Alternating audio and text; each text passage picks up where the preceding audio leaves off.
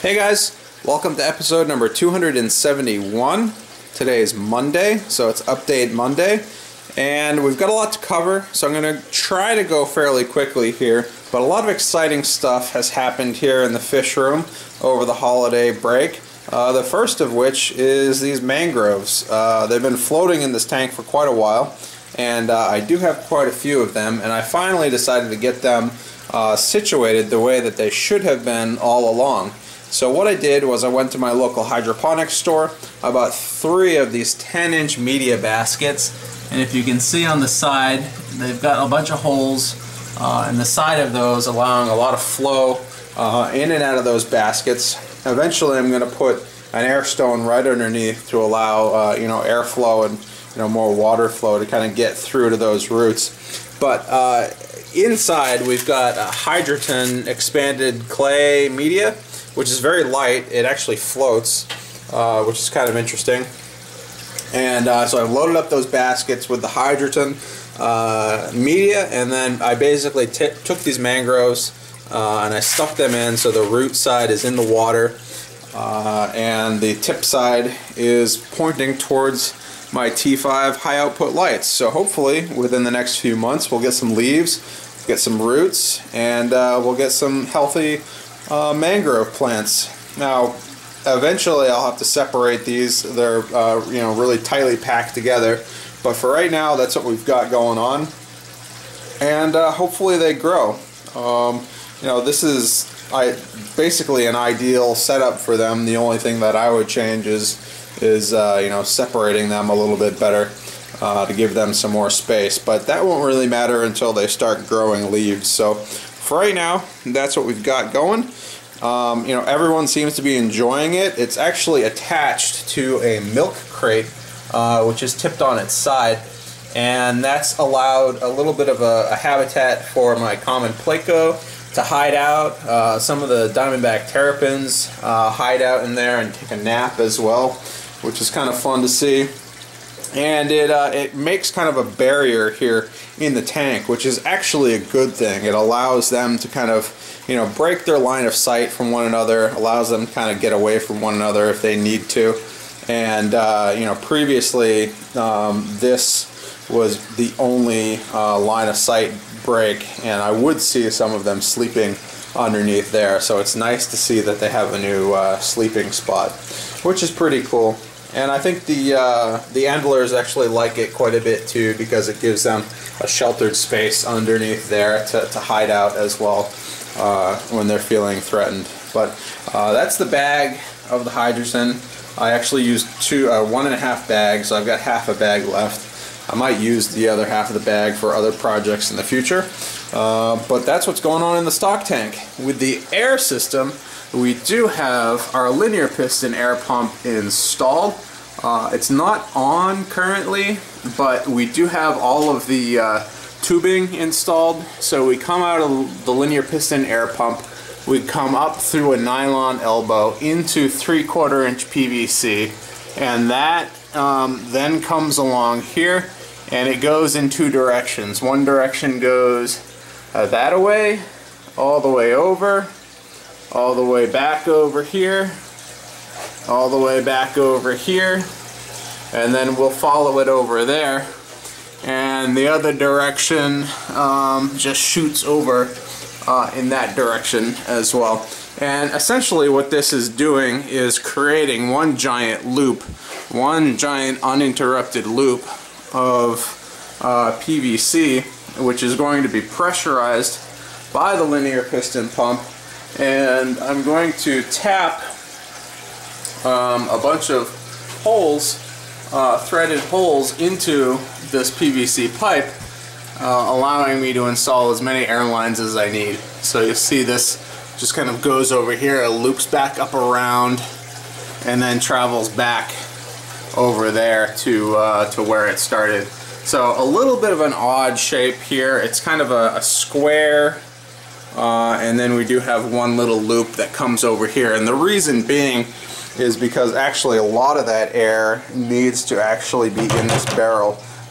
If we're going to get some K1 media, we need a lot of air in here.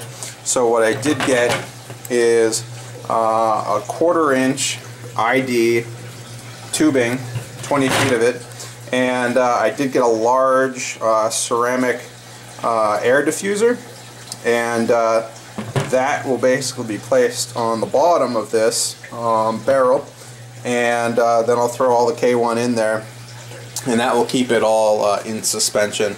So that tubing is going to go up, and it's going to be connected to that pipe there somewhere towards the end, and it's a larger diameter obviously than your standard airline, so that's why we needed that run of PVC to come over in this direction.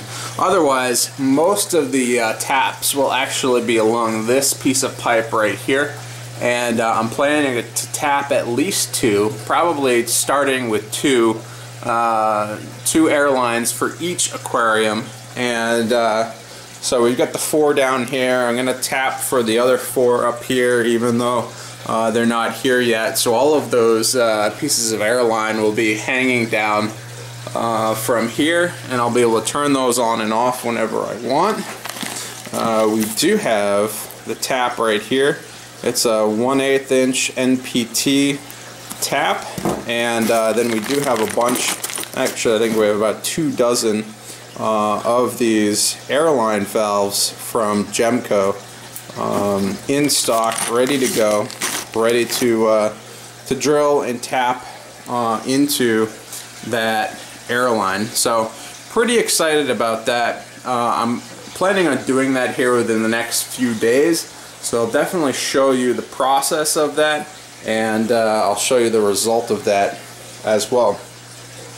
Some of you might remember in the old fish room, in the apartment fish room, I had a bunch of these marina breeding boxes set up, and those are actually all here soaking in these tubs, and what I'm going to do is try to get those cleaned up, and I may end up using some of those in this system with this air system, especially with the extra air line barbs that I'll have available to me, because these top tanks aren't installed yet. So I might put some of those on the sides here. I might put some on the front temporarily. I'm not really sure. I may or may not be able to fit one in between. Haven't really figured it out, but I'm just going to clean them up and see what happens as a result of that. And then just real quick, one last final update. It's New Year's resolutions. What we needed to do here was change out all 3 of the filter canisters in this carbon drip system. So as you can see, the first stage here is fairly rusty. That's a 1 micron sediment filter, and it's definitely caught quite a bit of heavy metals, and this is actually the second stage, and you can see some of that has kind of carried through into the coloration of that second filter. And then the third one is still in pretty good shape just from looking at it, but certainly after 3 or 4 months of use, that carbon block is starting to be used up. So I went ahead and changed those out. As you can see, these are nice and new, ready to go, and I'm planning on actually swapping those out every 3 or 4 months, I think.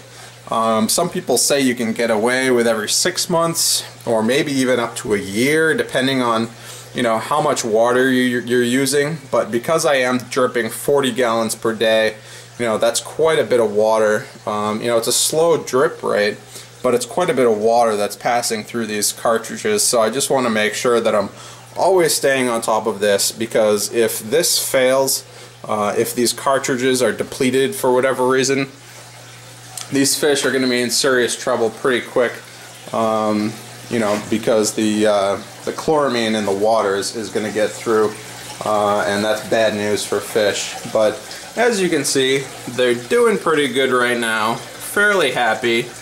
As I've said in the past, I've got to start to separate these guys because they are ready to pair off, and they are exhibiting signs of that. But anyways, guys, that's kind of what's going on here in the fish room.